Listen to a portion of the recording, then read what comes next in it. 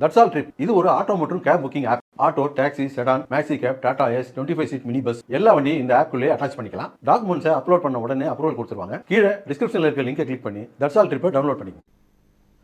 சீர்காழியில் உள்ள விவேகானந்தா மகளிர் கல்லூரியில் ஆண்டு விளையாட்டு விழா வெகு விமர்சையாக நடைபெற்றது.